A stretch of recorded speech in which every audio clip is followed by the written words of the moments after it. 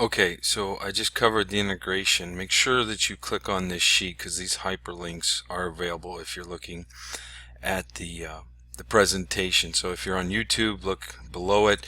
You can click and get the presentation up, and then when you get the presentation up, as you listen to the slides on YouTube, you can click on this and then get the exact sheet that I'm looking at on YouTube. So just keep in mind also an important channel and thing to look at in regard to YouTube is that you check out my aerobic training videos and concepts. You can see them on YouTube. They're pretty effective. So just to recap, peaking with sports for performance always end in the hypertrophy phase. I would prefer again potentiation clusters. Maybe you could do them up to the last couple weeks of training cycle, but you would start them 4 to 6 weeks out and get some pretty great results.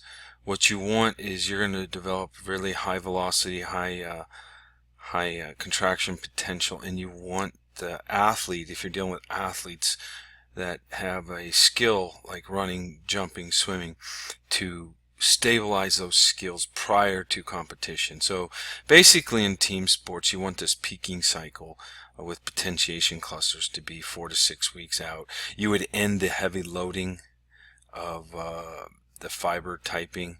When I say that, let me just go back and click on it here. And what transpires is, remember, you would end your heavy loading here.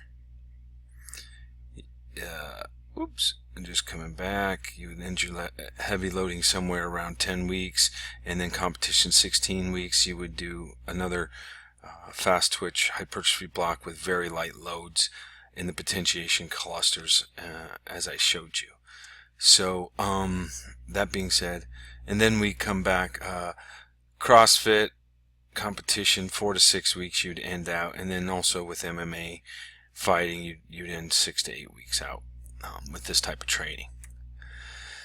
Now we're getting into the integration of nutrition with this type of workout, how to maximize your benefits. Obviously with hypertrophy I think it's pretty given. It's just typical post-workout nutrition. Now, nutrition for capacity though, what I've found and got results and been able to measure with various machines and tools that I have during the capacity phase. So remember, block 1, you'll do your GPP, and then what happens is you try to separate the workout. And ideally, if you're going to split the workouts, here's what happens.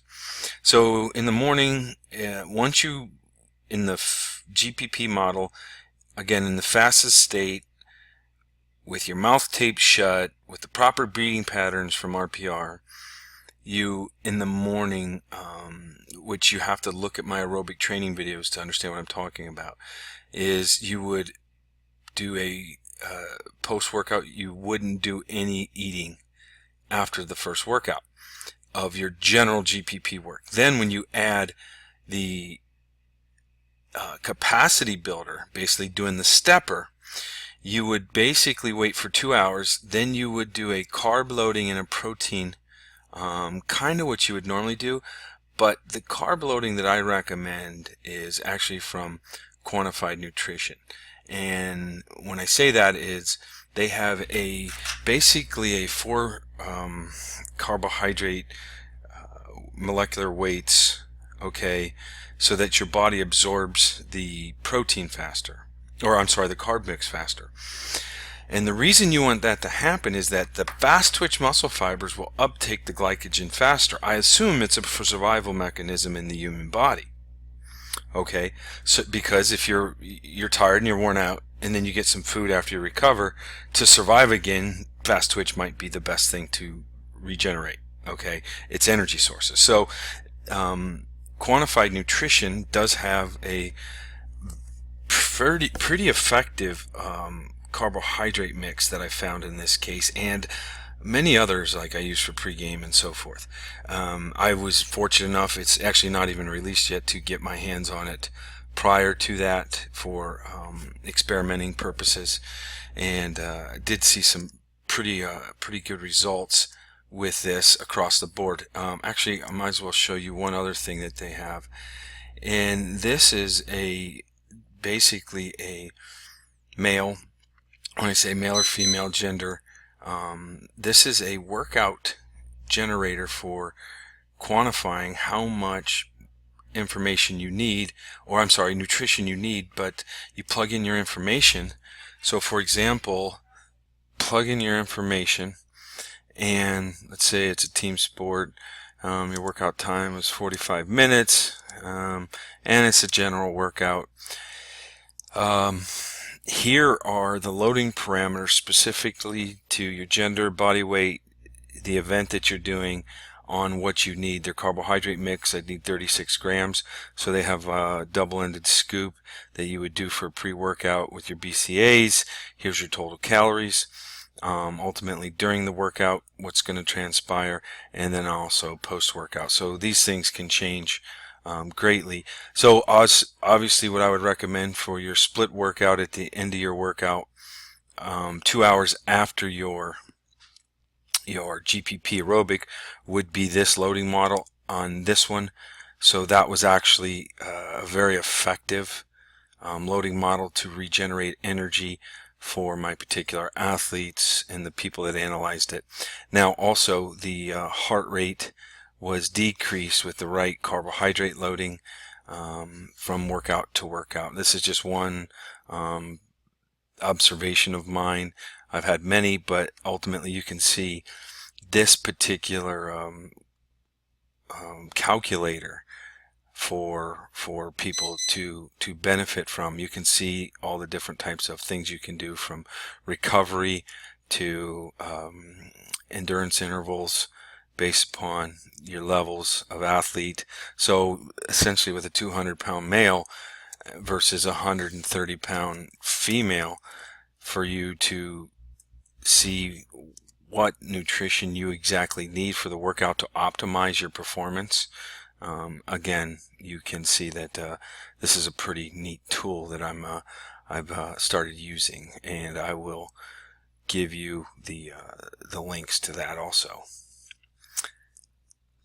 So with that being said, then again, let me make this clear. So you would do the normal GPP workout, waiting to do the capacity builder about 4 hours later.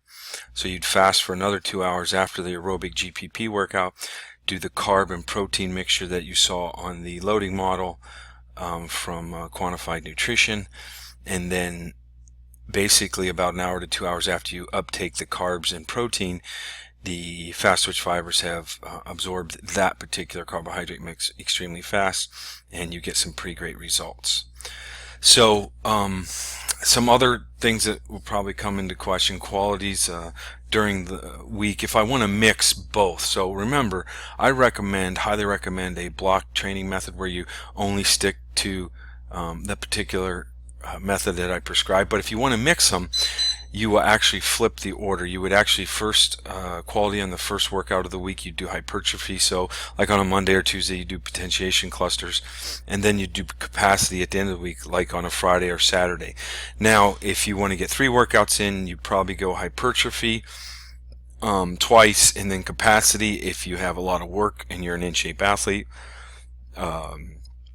If you are a really in-shape athlete but weak but need to get a lot faster, again, you probably do hypertrophy twice and capacity.